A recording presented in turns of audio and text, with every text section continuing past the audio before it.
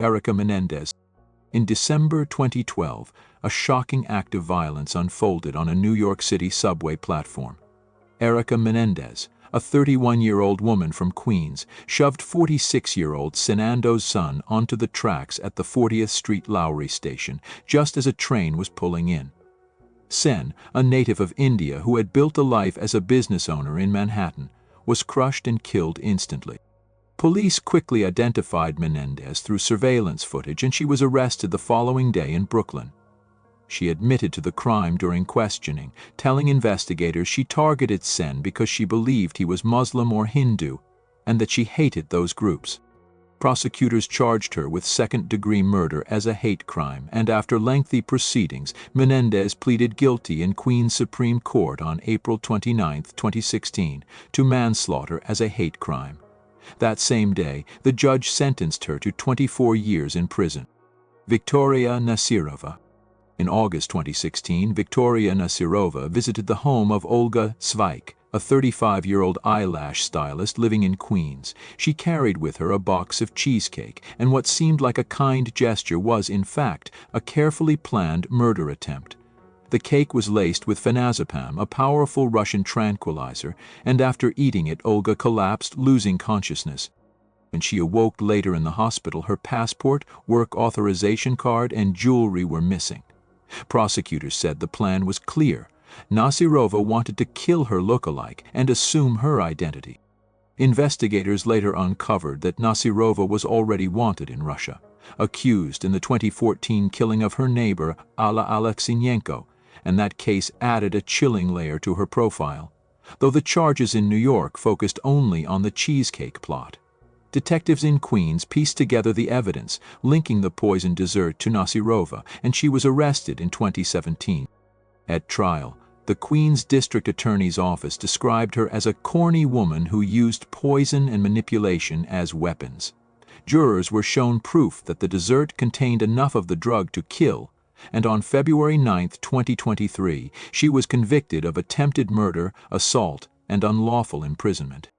On April 19, 2023, Nasirova stood in a Queens courtroom as the judge sentenced her to 21 years in a New York State prison. Leah Cuevas. In July 2014, 27-year-old Chanel Brown, a young mother from Guyana, was brutally murdered in Brooklyn, New York. She had been living in an apartment owned by 42-year-old Leah Cuevas, who falsely posed as the landlord of the building. Witnesses later testified that Brown had been planning to expose Cuevas' scam, and the two women clashed repeatedly over rent and housing disputes. On July 5, 2014, neighbors heard Brown's desperate screams from Cuevas' apartment, screaming for her to stop. Those cries were unfortunately the last time anyone heard her alive.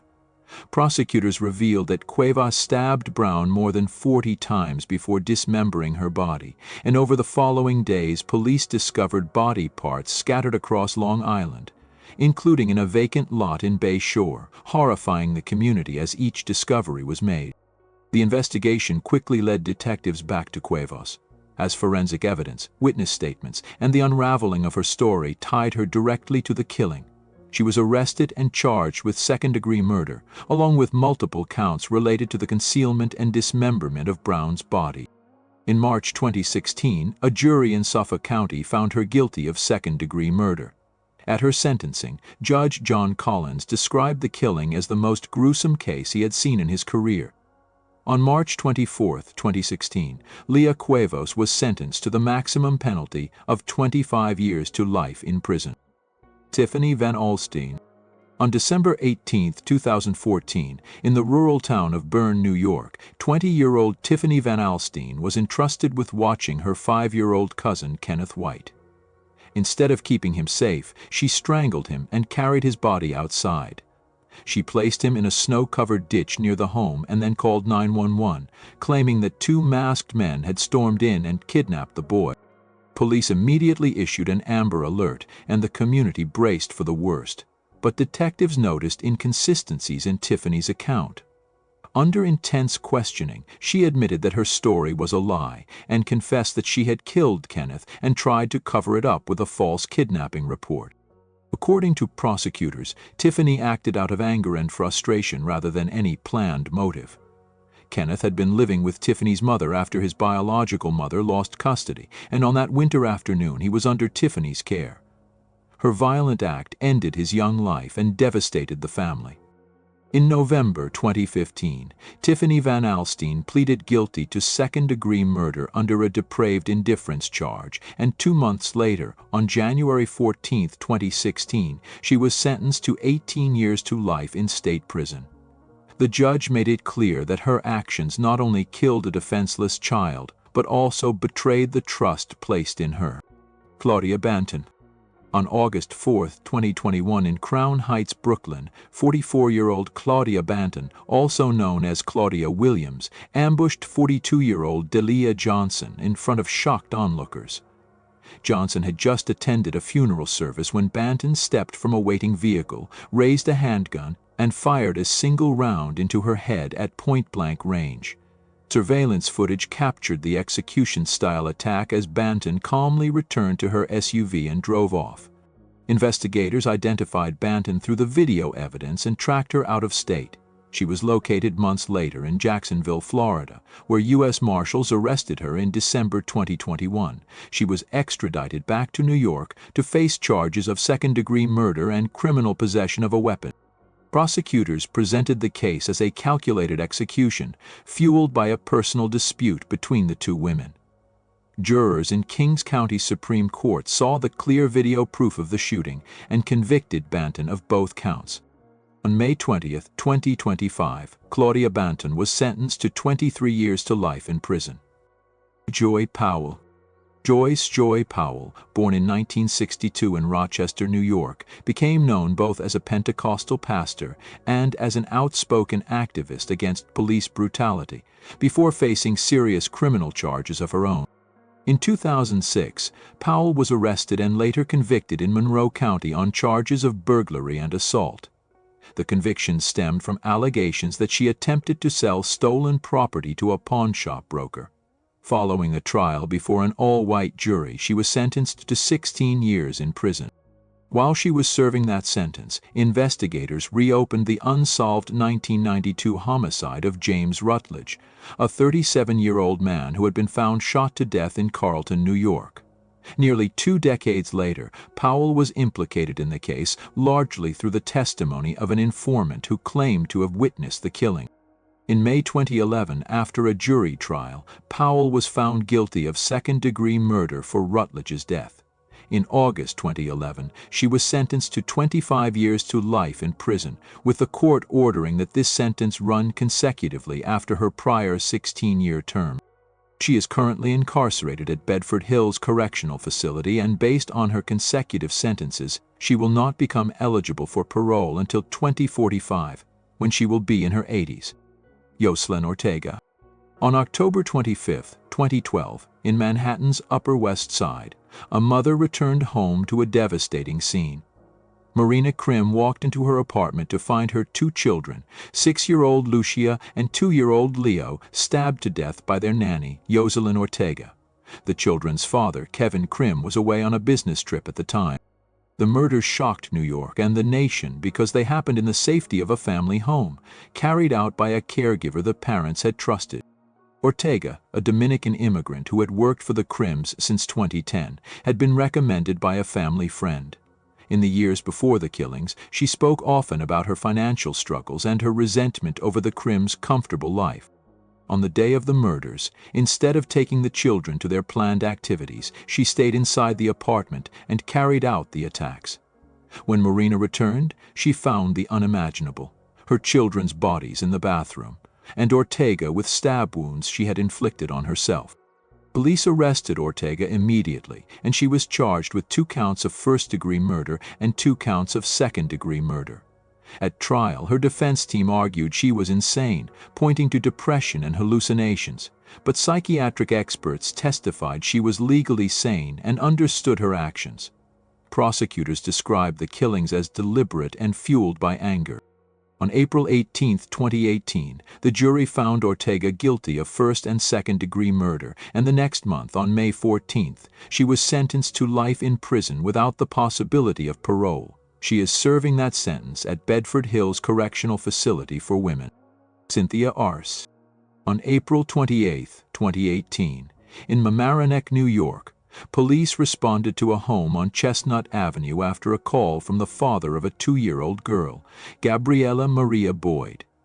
When officers arrived, they had to force their way inside and found the child unresponsive.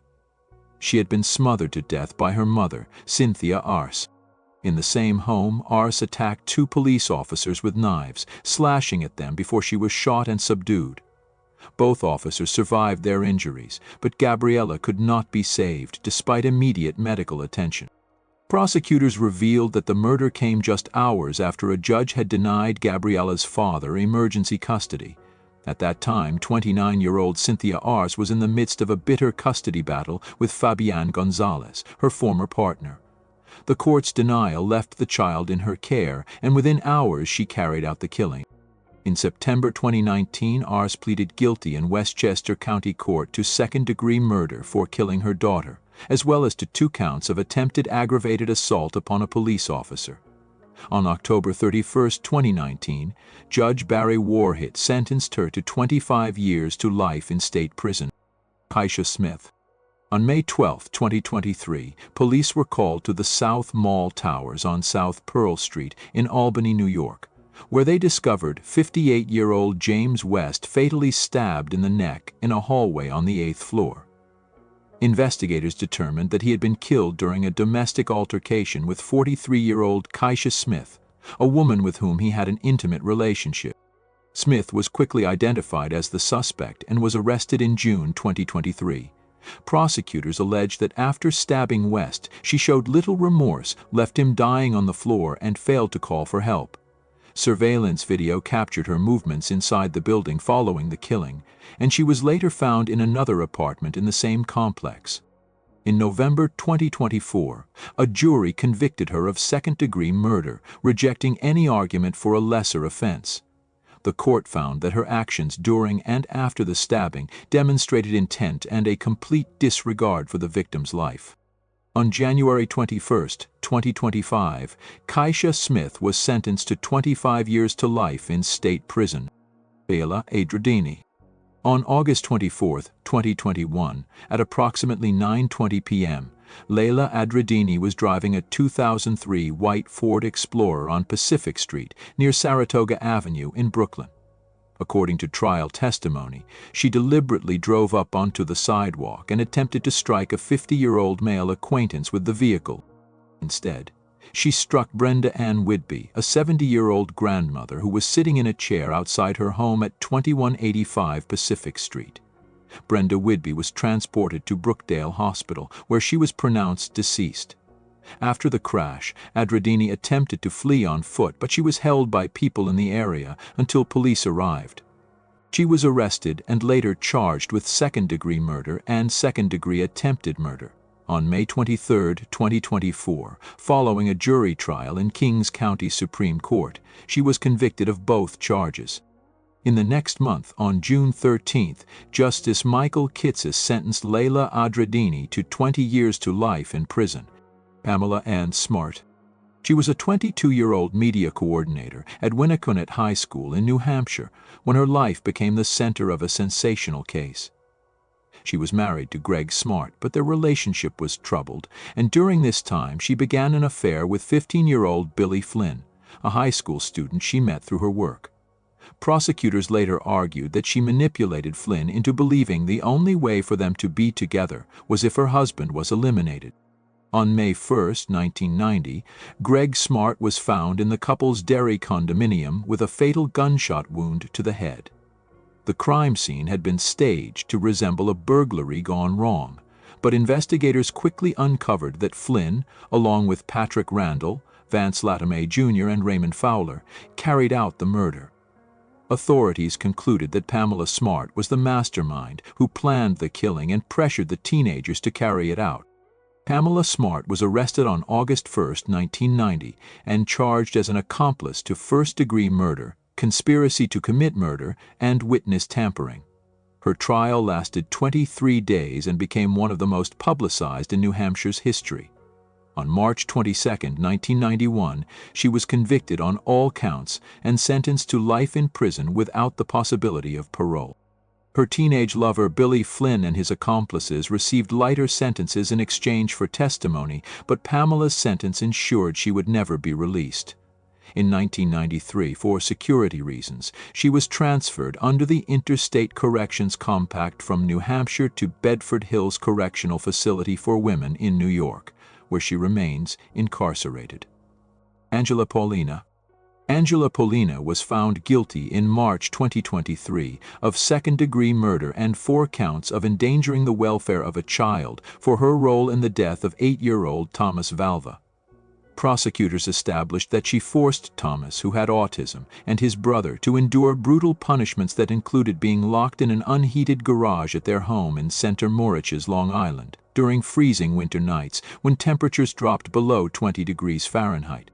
On the night of January 17, 2020, Thomas was made to sleep in the garage without blankets or protection. By the next morning, his body temperature had fallen so low that he went into hypothermia and died. Investigators revealed that Paulina monitored the boys through home surveillance cameras but refused to intervene or stop the abuse. Testimony at trial confirmed that she resented caring for children with special needs and imposed cruel conditions that led directly to Thomas's death. After weeks of testimony and disturbing evidence, a Suffolk County jury found her guilty on March 10, 2023. At sentencing in Riverhead on April 11, 2023, Judge William Condon imposed the maximum penalty allowed by law, sentencing her to 25 years to life in state prison. Laura Rideout. In July 2016, Craig Rideout was found dead in Yates County, New York. His body was wrapped in a tarp, burned with acid, and left in a remote field. Investigators quickly learned that his ex-wife Laura Rideout and their sons Colin and Alexander were behind the killing. Prosecutors showed that Craig had been strangled inside his Penfield home.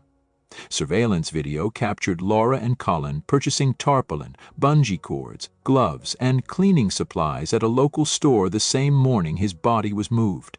Evidence from Laura's home, including blood and discarded items, directly tied them to the murder and attempted cover-up. The trial revealed a bitter family conflict. Laura was embroiled in a contentious divorce and custody dispute with Craig, and prosecutors argued she wanted him out of her life permanently. The jury saw how Craig's own family plotted against him, even attempting to disfigure his body with acid to hide his identity. On July 25, 2017, a Monroe County jury convicted Laura Rideout and her son Colin of second-degree murder and evidence tampering. Alexander Rideout was acquitted of murder but found guilty of tampering with evidence. On October 13, Judge Thomas Moran sentenced Laura and Colin Rideout to 25 years to life in state prison, while Alexander received a sentence of between 2.5 years and 7 years for his role in concealing the crime. Nixzmary Santiago. In Brooklyn, New York, the death of 7-year-old Nixzmary Brown in January 2006 exposed horrific abuse. Her mother, Nixzmary Santiago, and her stepfather, Cesar Rodriguez, were arrested after investigators found that the child had been tied, beaten, and denied food in their Bedford-Stuyvesant apartment. Reports from the time described how Nixzmary was discovered malnourished, bound, and ultimately fatally injured, sparking public outrage and demands for reform in child protection services. At trial, prosecutors argued that although Rodriguez delivered the fatal blows, Santiago was complicit by permitting the abuse and failing to protect her daughter. In October 2008, a Brooklyn jury convicted Santiago of first-degree manslaughter, unlawful imprisonment, child endangerment, and 2 counts of assault, while acquitting her of second-degree murder. She faced up to 43 years in prison in November 2008, but on appeal the appellate division vacated one of the assault convictions, reducing her overall prison term. In August 2011, her sentence was shortened by approximately 7 years, leaving her to serve about 33 1/3 years to 36 years in prison. She remains incarcerated at Bedford Hills Correctional Facility, New York. Shelley Campbell. On October 19, 2008, in White Plains, New York, Sheldine Shelley Campbell turned an ordinary night into a deadly crime scene.